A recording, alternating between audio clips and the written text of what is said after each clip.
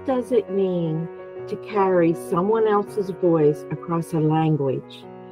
And how do personal stories, our most intimate moments, become part of a larger literary legacy? In today's episode of the Wandering Pen podcast, I will explore the intersection of poetry, scholarship, and the translation through a conversation that moves from the raw truths of femininity to the political and emotional depths of a little-known Mexican writer.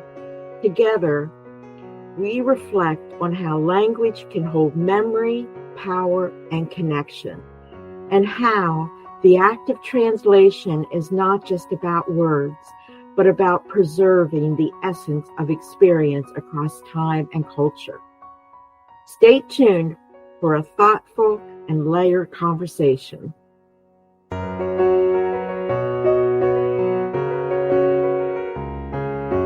Welcome to episode 23. Today's podcast took place on Monday, June 9th, 2025. My guest today is Nancy Jean Ross, a poet, literary translator, a scholar whose work spans decades of creative and academic research. Nancy's poetry is intuitive, lyrical, and unflinchingly honest. Her chapbook, Gold Seed, Green Pain, brings us into the raw terrain of motherhood, identity, and bodily experience. One of the poems from that collection, Caesarean section, won the Allen Ginsberg Poetry Award, a testament to both its craft and emotional power. Nancy is also a passionate literary researcher, and much of her work has focused on the extraordinary Mexican writer Rosario Castellanos. Nancy has translated Cartas Ricardo, in English that is Letters to Ricardo, and Cartas de Wisconsin translates to Wisconsin Card. Bringing Rosario's voice, intimate, witty, and politically sharp, to English-speaking readers. Her academic work examines how Rosario shaped her identity through her letters, particularly during periods of exile in Spain, the U.S., and Israel. In today's conversation, we will discuss what it means to translate a woman's private voice, how poetry and research inform each other, and the delicate work of preserving a writer's essence across language and time. Welcome, Nancy, to the Wandering Podcast.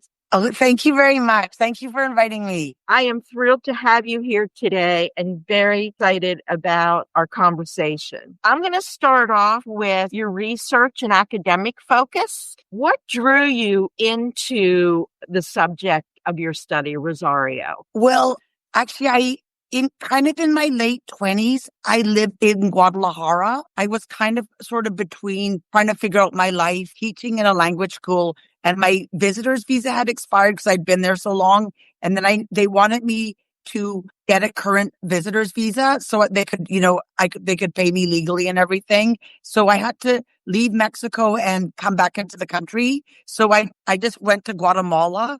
So I traveled through the most southern state, which is Chiapas. And that's where their cities come, like Tuxtla Gutierrez, San Cristobal de las Casas, and Comitán. And this is a region where Castellanos grew up. She grew up in this small city called Comitán, which is very close to the border with Guatemala. And I was also in a bookstore. I bought an anthology of her poetry. And I had started reading her second novel, which all takes place in that region. Because she's written about the indigenous people that she grew up with, who are descendants of the Mayan, that whole region of Guatemala and Chiapas in southern Mexico is geographically and culturally kind of one region. Okay. Yeah. And I became very interested in her themes and also her literary voice, her style. Her period of time was in the 1920s? This year is her 100th anniversary. She was born in 1925. Oh, okay. Yeah, and she died in 1974. what time period was that you did this moving and then you got into her studies? It was the late 80s, like early 90, like kind of 90, 91. Okay, so in around there. Okay. Yeah. She had a poem called Se habla de Gabriel, which is about her pregnancy with her son and his birth. And because I had some Mexican friends and I told them, oh, this poem made me want to have a child. And that's what they told me. They kind of was like, oh my God, that poem made us never want to have a child. but But around that time, a year or so later, I also became pregnant with my first son. Oh, okay. Yeah. Yeah. Okay, interesting. So your thesis explored how she negotiated identity through travel and writing. hmm So what did you discover about how place and displacement shaped her self-expression? Well, okay. When she was about 25, she got a year's scholarship to study in Madrid, and that's sort of a rite of passage of Latin American literary elite that they would go to Europe, especially like Paris and France. So it's a way of becoming kind of a global citizen. It's just unusual. I mean, it was definitely more men that did that than women. Both her parents died in 1948. She would have been like 22 or 23. Her only brother, a bit younger than her, died in childhood, which is the subject of her first book. And so I think she had kind of, in a way, she traditionally didn't have the ties that other young women her age would have had. Mm-hmm. So she was, like, in a way, cast out. And she was also brilliant. She wrote a thesis. She did a master's in philosophy at the National University of Mexico City. And she'd started publishing her poetry, and she got scholarship to travel to Europe and study in Spain. And I read this somewhere. I'm not sure if it's 100% true, but supposedly she's traded in her first class boat ticket because they traveled, it was a crossing across the Atlantic, and bought 2 third-class tickets so she can invite her best friend to go with her, who's this also a poet, Dolores Castro. And both women, like, they took their portable typewriters with them. So their identity, they thought of themselves as writers. Mm-hmm. And, I also heard that through a relative of Rosario Castellanos, is that when they typed their letters, they always made carbon copies of them. So they thought of them as, part of their literary output, and took themselves very, seriously as writers from a pretty young age. Yeah. So it was rare for her to take this trip as a woman to. Yeah, because it was 1950. Okay. So that's, yeah. And then also because even nowadays in Mexican, like, kind of writing about Mexican women who travel, it's just a more unusual that Latin American women. I mean, there are, of course, some exceptions. There's an exception. There's an Argentinian writer her name is Victoria Ocampo. And then Gabriela Mistral, who was the Chilean poet who won the Nobel Prize. She lived quite a lot of her life up in Europe. There are definitely women who are traveling to Europe, but it's not so common. And then also that Rosario Castellanos, she wrote these extensive letters, from her trip, which are part of the letters in Cartas a Ricardo. She was writing back these quite sometimes 3 or 4 or 5 page letters of everything they were doing, people they were seeing, plays they were going to.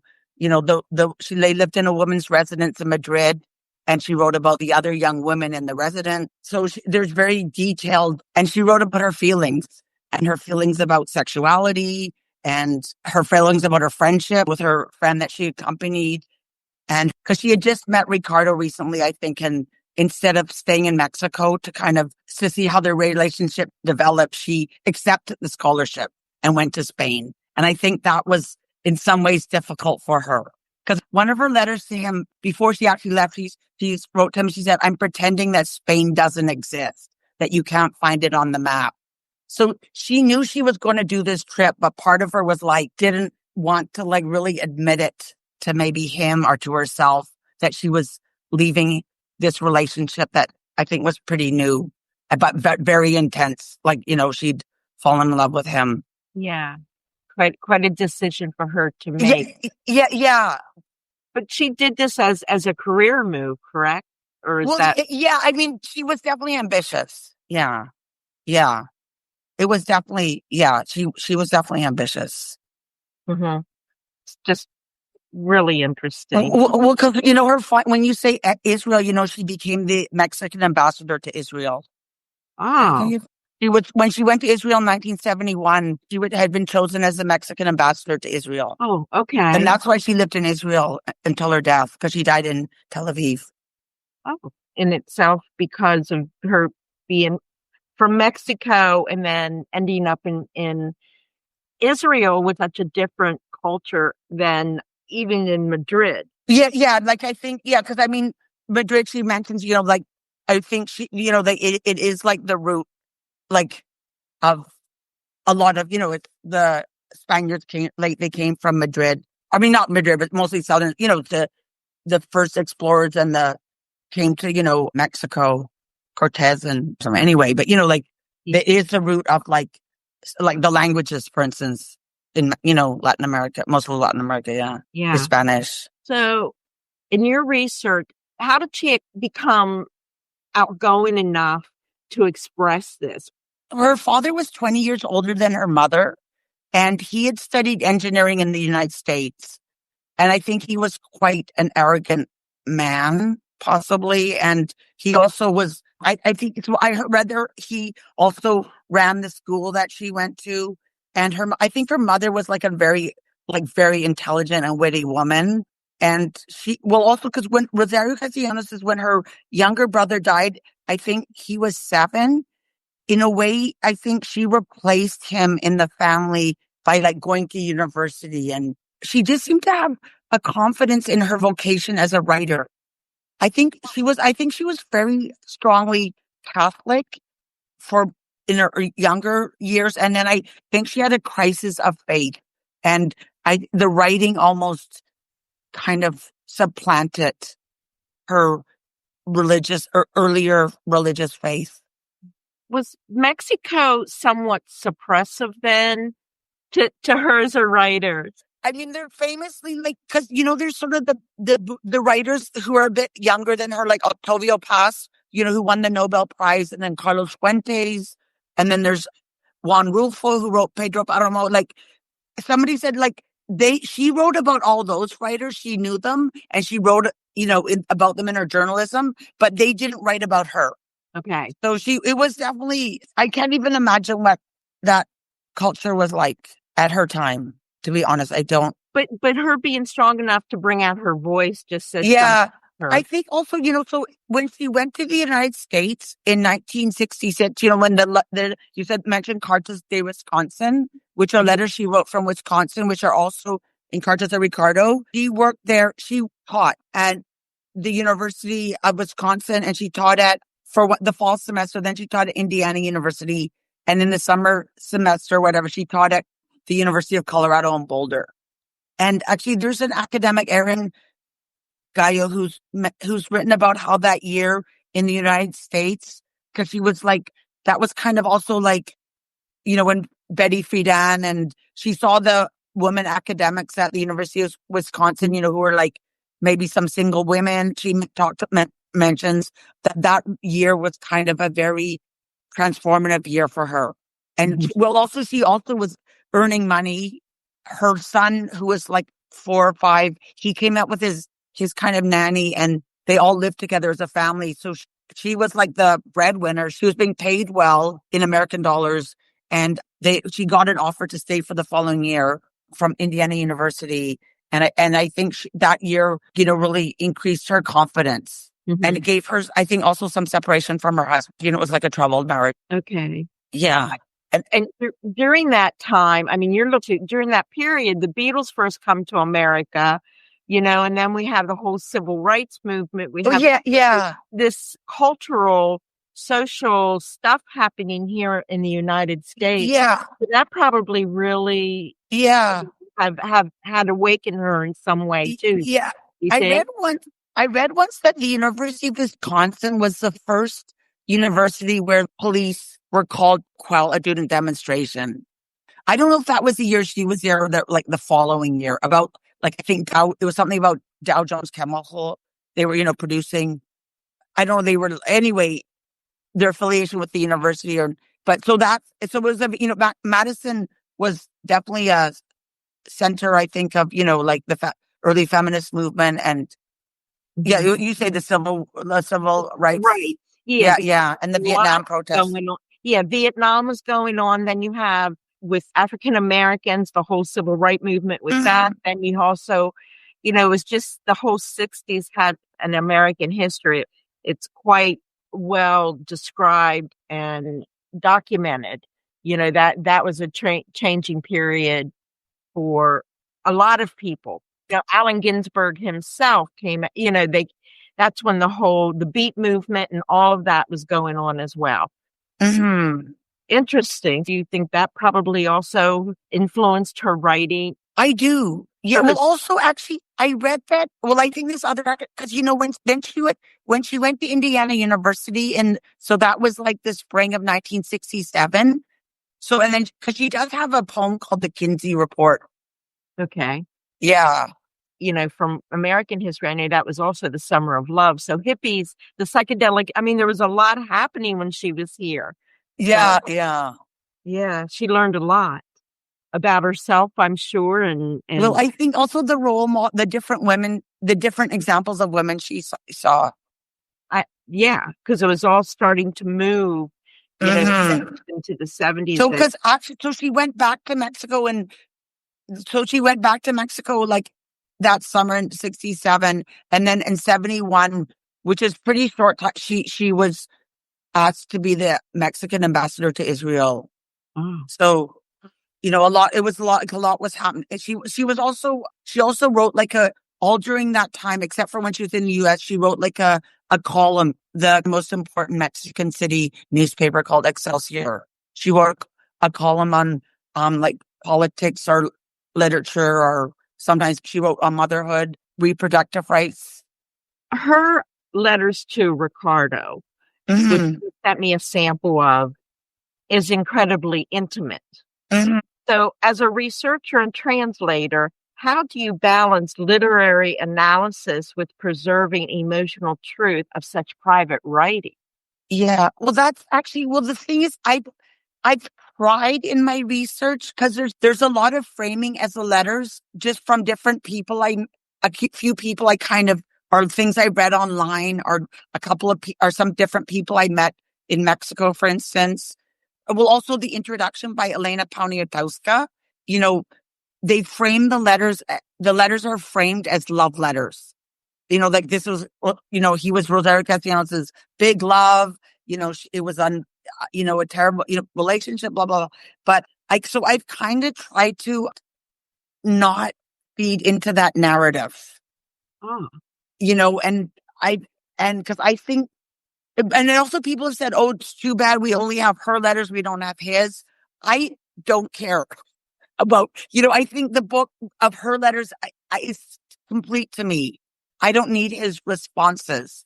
And I guess, at some level, is a person, obviously he had a whole life and everything, but I think the letters they're kind of greater than that, I think.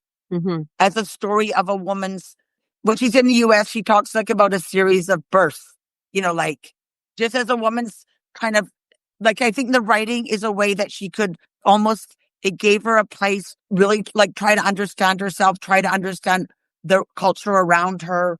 She writes funny things about the other professors, at Wisconsin, the head of the department used to work for the CIA. That's how he learned Spanish. He was in Panama or something, so there is the personal relationship, but I think she also, and letters themselves in theory kind of go between the private world and the public world. Because some of the theory I read for my thesis was actually this book by an English academic. I can't remember right now, but she had written about kind of the mail service for like Jane Austen, and how when a letter leaves your house and then it enters into a public system like the postal service. And then also, a lot of letters were kind of like they were shared when someone got a letter, often it was kind of read by other people too. So I think she plays with what is intimate and private and what is public. And I think she wants to kind of bridge that gap. Whereas, because maybe coming from a place where women are told they're not supposed to, talk about this, they're not supposed to talk about that, or. Do you think she also wrote her letters in anticipation that they probably would be researched or public? Yes, I do. Because as I mentioned, I did hear that she kept carbon copies of them. Mm-hmm. And that she wanted them collected. I mean, there's very little, I don't have concrete information, and also she did mostly use a typewriter because actually I was in Mexico City about a month ago. There was an exhibit of some of her archive and drafts. Her writing was like actually really hard to read. It's very loopy. She did type most of her letters. In her letter, she talks about having a typewriter and that she's happy she has a typewriter or she's using her friend's typewriter or this, she'll mention, or this typewriter needs to be fixed or, so, and then when she does write a letter handwritten, she'll say, help, you can read my writing or something. So she used a typewriter a lot.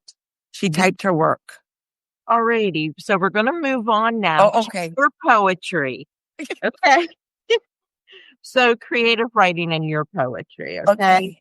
Your chapbook, Gold Seed, Green Pain, captures the physical and emotional intensity of motherhood. And I know just reading some of those, I felt the emotion. So how do you approach writing about the body and personal experiences without coming sentimental? I don't know. I mean, I think I felt like I need to mention Sylvia Plath, and then just because I read something recently, like any woman who kind of is a writer from my generation will have, encountered Sylvia Plath. And I think that's very true. And I mean, she manages to do that, not be sentimental about writing, and she writes about her body. And also there's a Canadian poet, Anne Wilkinson. I remember this poem she wrote about motherhood. She talked about the camera lens. So it's kind of like the two sides. You have your kind of body, and then you also have, I don't know, it's not really a disconnect, but you can talk about the kind of the sharpness. It's sort of like, there's two things going on at once when because I know the poem that I won that prize for, cesarean section. I mean, I was in the hospital, my twins had been born, and I was like, the images were going through my mind that I, wrote down or later wrote down a few days. But also I was physically involved with my children. And I think there's a lot of people ahead of me who've done that. Muriel Reichheiser, who wrote about breastfeeding at night. And then Grace Paley is also a person who means a lot to me as a writer. I knew her actually, but I never studied writing with her. I read like some of her stories over and over again. Yeah. I read a lot of letters to like Sylvia Plath and Emily Dickinson, letters, Virginia Woolf, Elizabeth Bishop. I really like Henry James and especially his story, Washington Square. Mm-hmm. Yes. Yeah. So I don't know. I think I feel like, and then I also had wonderful, wonderful teachers when I lived in New York. Just so many people who just paid attention to me and paid attention to my work. So I was very privileged and lucky to be in nobody ever, I mean, it's funny because also because I left my family, like my family lived in Vancouver and I lived in New York for a long time. And also New York, it is a very kind of place where, I mean, a lot of people would go there to kind of try and be them who they want it to be or something. Right. I mean, you can easily get lost figuratively and literally you can get lost. But I also met people who supported me and who paid attention when I read my work, and so many people. I don't know if I should name them or other than. Yeah. I mean, that's what, as a writer and when you have the freedom to write what you're actually feeling or thinking and getting it down on paper, you have the freedom. It's like a freedom you have. Yeah, that's what I think. I think Ricardo served that role for Rosario Castellanos. Mm-hmm. Like, so she felt like she could write what she needed to write to him, even though there's a reputation maybe that he wasn't, of course, he wasn't faithful or anything like that in many ways, but he was that person where she felt like she could write into all kinds of depth about her experience. So I teach a writing workshop now, and I try and be that for other people. Mhm. I pay attention and listen to people's work. How does that come across to those students? What kind of reaction? I'm just starting. I haven't done it a lot. Last summer, I took a course with Amherst Writers and Artists, and they have a workshop on how to teach writing workshop. I haven't had like a ton of students so far, but I just really try and stay present and listen and provide a space. Yeah. Yeah. Yeah. So Caesarean section mentioned won the Allen Ginsberg Poetry Award, which I'm going to shout out here. I actually met him and got his autograph on in one of his books that he did. Okay. Where did you meet him? I met him at a bookstore back. Oh, this was in the 90s. He did a book signing at a bookstore here in the central PA area. And yeah, the bookstore is no longer around, unfortunately, but it was a small community bookstore, independent bookstore where he came and did a talk and did a signing. I mean, there were so many people there to hear him. Yeah. Actually, at Columbia University, I read, because a friend of mine arranged it as part of her master's thesis. She arranged a reading. And then after me, there was an event with Allen Ginsberg. And there was like so many people. Yeah. I mean, he cried, and, and he was up there in age by then. I'm not sure when he passed, but I went with a friend of mine who wanted his book, The How, which she had already had. But so he signed that, and it was a lesser named book that he signed of mine because I bought it that night. So, but I went with her, but she was familiar. So, but Caesarean section, Yeah. won the Allen Ginsberg Poetry Award. Now, that's really interesting considering Allen Ginsberg, and then Caesarean section talks about having baby. Oh, yeah. Allen Ginsberg was born in Paterson, New Jersey. Mm-hmm. And who else was born was William Carlos Williams, was also born in Paterson, New Jersey. Yeah, somebody friends said like lightning struck twice or something, but wow. they have a poetry center there called the Paterson Poetry Center. And two women, one of the women just died. She's not alive anymore. So Maria Mazziotti, I think it's pronounced Gillen, and the other, they're both poets. Maria Mazziotti is still alive. And then her friend, Laura Boss, who died. They were both poets, and they gave workshops, and they ran this poetry center. It still exists. They have an annual poetry contest. So that's where you got the award from. Yeah, that's why I applied. I've never won again, but I got like honorable mentions. I just felt like it was a place I felt good in. I loved them. I loved meeting them and hearing about their lives. And I have their book. They publish like a magazine called the Paterson Literary Review every year. Okay. My next question. There's a confessional quality to many of your poems. Gritty, precise, and emotionally layered, which goes back to Sylvia. And, there was a period of time when that was the popular poetry. Which was, yeah. Yeah. So who are the poetic influences? And how do you know when you finished a poem?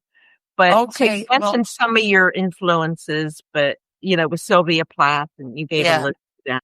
Yeah. Well, also in Canada, there's a lot of strong, these are fiction writers, but like Margaret Laurent, Margaret Atwood, and Alice Munro. I just was a big reader. I'm not sure like who exactly influenced me. I mean, Rosario Castellanos influenced me, I believe, but she wrote about poem that she wrote, in English would be like talking about Gabrielle. So she writes about her pregnancy and her body, and she talks about, like him kind of taking up room in her body, and how having to share like each mouthful. But then also like when she gave birth, she talks about the open, like how it kind of also opened her to experience, like to life. And I relate it to that actually. Because I kind of grew up with in a very protective, like very kind of small world, I would say. Mm-hmm. Okay. Okay, So, well, I think I don't know if I answered the whole question. well, the other question was, when do you know a poem is finished? Oh, okay. Well, actually, I don't know. Sometimes, I mean, I have, I remember like one of my poems, I think cesarean section, my friend, actually my therapist said to me, oh, you need to say that. Because I think, I write about how some trauma around the pregnancy, my cesarean section. And she said, you have to say how they're both, because it was twins. My twins, she said, you have to say they're both okay. So she made me put a line in. So, I mean, I think that was good because I just didn't. So, I mean, because I was in writing workshops, I was in some MFA programs, and you do get comments, and then you can decide whether you want to accept them or not, Yeah. and some make sense to you, and some, obviously you don't make sense to you, so you don't use them or whatever. So, But I haven't, yeah. So that's been a while actually since I've been writing that much poetry. do you say it's kind of like a gut feeling, though? It's kind of like when you come to the end of a book, when do you know the book is done, Okay, like, yeah. Is it like a gut feeling, you think, or I don't know. I think, I mean, your stories are, they're like, a prose that, they tell the process, the story. mm-hmm. So once you feel that it's told. Well, I guess you have to have interest. Yeah, like I was just watching this video with he's not alive any, Paulus Berenson, who was a dancer and a potter. And he said something about, I guess he was talking about an indigenous tradition where they say a story will come up to someone and almost like, excuse my French, bite them in the ass. Yeah. So, like it's almost like the story chooses the person. So maybe there is something. You have to have the interest, because recently I sent somebody some things I'd written about my father around his death, and they were like, "Oh, do you want to work on this more?" But I was kind of in my head, I was like, "No, I don't. I don't think so." Like, you have to. You have so much. Where are you going to put your energy, and where do you feel like? Where does something kind of feel alive, like that you need to be working on it, and other things that you may have done or something don't particularly interest you, or that's not where your energy is. Well, that's a good, I don't know if you want to call it a rule or something to live, something to as you're writing, something to kind of keep as a tool. Mm-hmm. That's a good tool to. Yeah, especially now, I'm very aware that I have limited time, because I have a lot of things I want to do, like writing things I want to do. So so some of my older things, like I'm not that focused on, because I use, like, you mentioned like that poem. I self-published a chapbook that has, but that was kind of before the time when things were online. So it's not really available. Mm-hmm. People can't read it. Yeah. So, because I published like maybe 300 copies of self-published chapbook, and I have a few left. I really don't know where the other ones exactly are. I gave them away or I sold them, but I thought other times, oh, I could go back and work on that. And then I just don't feel that passionate about it. Like, I just don't feel that interested in it. I'm always kind of hoping, oh, maybe somebody else can do it for me. Like if there's, but thank you for your interest. Cause I say, I don't really, it was pretty long. It was like 20 years ago that I won that prize. Okay. So here's another one. Your poetry and academic writing speak to each other, or do they occupy different creative spaces in your life? Okay. Well, what happened? I feel like I've been very, very flexible. So because when I moved back here, I started working at UBC, and it's very like in academic. I did a master's in Hispanic studies, and so I kind of do what I need to do. Okay. You Okay. know, and actually I was thinking I do like the discipline of academic work, but I don't feel like that's where, and I do like to read academic work, like about a writer, like let's say, oh, I'm just reading like Persuasion now by Jane Austen. And then the edition I have has some like academic essays at the back. And I enjoy reading academic work, but I don't feel like it's like my very strongest subject point or something. Yeah. You're, yeah. But That you want to read. That's not your strongest. yeah, that, or like, or when I do like sometimes go to academic conferences and present work, but I almost go partly to, because to be part of, I prefer reading my creative work out loud to people or in groups than my academic work. I always feel kind of uncomfortable. Mm-hmm.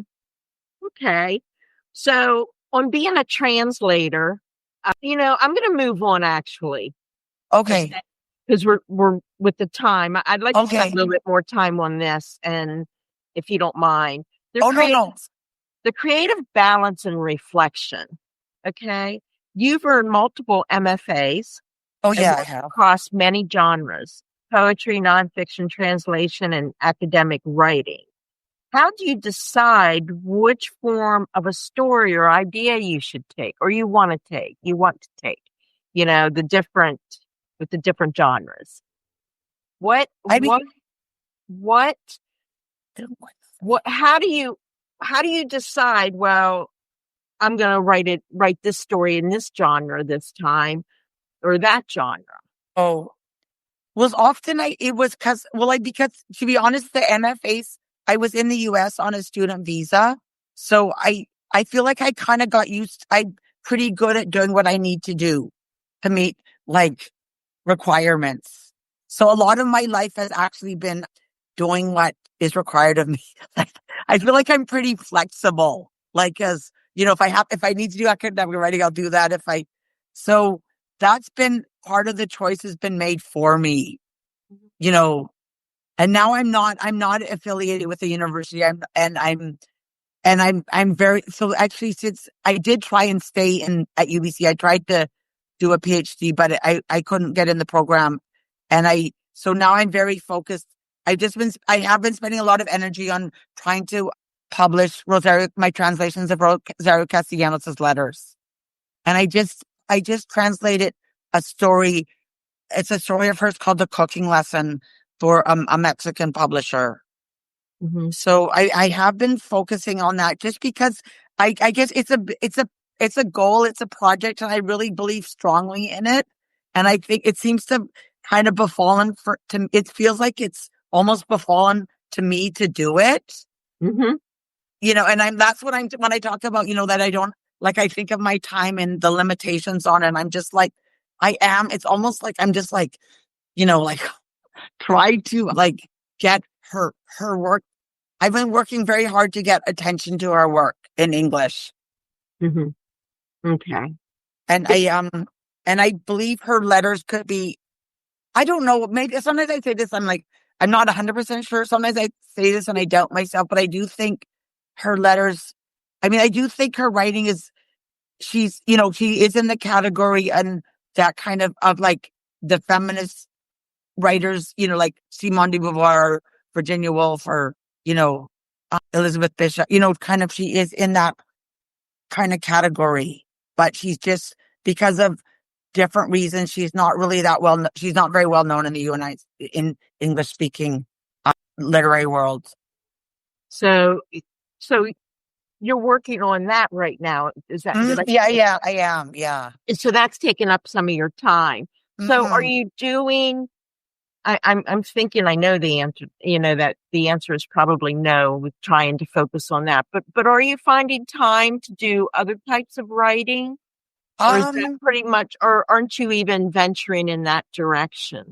Well, not, I do, well, like, in my writing workshop too, this is the methodology from the Amherst Writers and Artists. Like, I do the writing. We all do, like, we work with writing prompts, and I don't ask the students to do anything I don't do. So I do writing in my workshops, but I'm not, I did have I am having some work. I'm going back to look at some of my earlier work that I have that kind of, I just had to put in a drawer because most of my life, I've been kind of very busy. Well, because I was in grad school, then I was like raising kids, so now it's kind of it is a time where I don't have those, my youngest, well, she's not my youngest, but, I have 2 children. And then my daughter who moved out in December, and she was like the last child to live at home. So I do have, it is this kind of different time in my life. I was very, very, I raised children for 32 years, like a long time. And so I'm going back to some of my earlier work that I kind of just did or worked in writing programs and then just kind of put in a folder or something.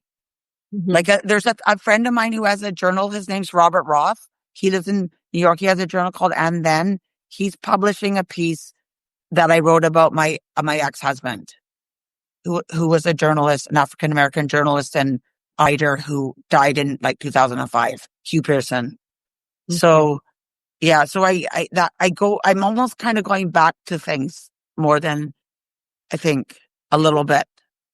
You want to, I remember whenever I, started into the writing process, going to classes and things like that. I remember them saying that it's easier for men to get published because they don't deal with the family stuff.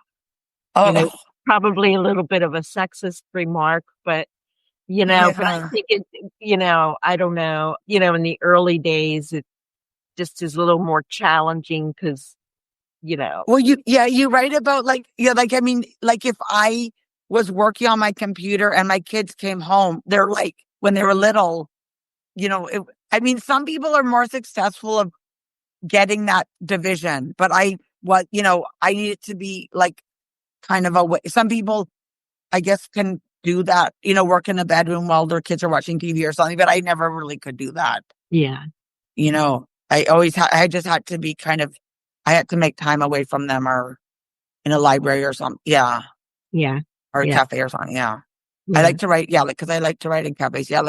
When I lived in New York, a friend of mine lived with me for a while, Lori Lynn Turner, and she would offer to look after my kids on Saturday morning and I would go, work for a couple of hours. Yeah. Is there anything that you would like to share that you haven't shared that we missed sharing or, no, I don't know. I thank you I just really, I appreciate your interest in my work. It's very, also everything that you read. You mentioned that you read, I published a book review recently on Christina Rivera Garza's book, Liliana's Invincible Summer, about the murder of her sister in Mexico. And I appreciate that you read everything. I just really appreciate that I am trying to increase visibility of, Rosario Castellanos and her, and I appreciate your interest and thank you very much. Thank you for inviting me. And it's been an honor for me to share some of the things that I've been thinking about and working on. Well, I think it's great.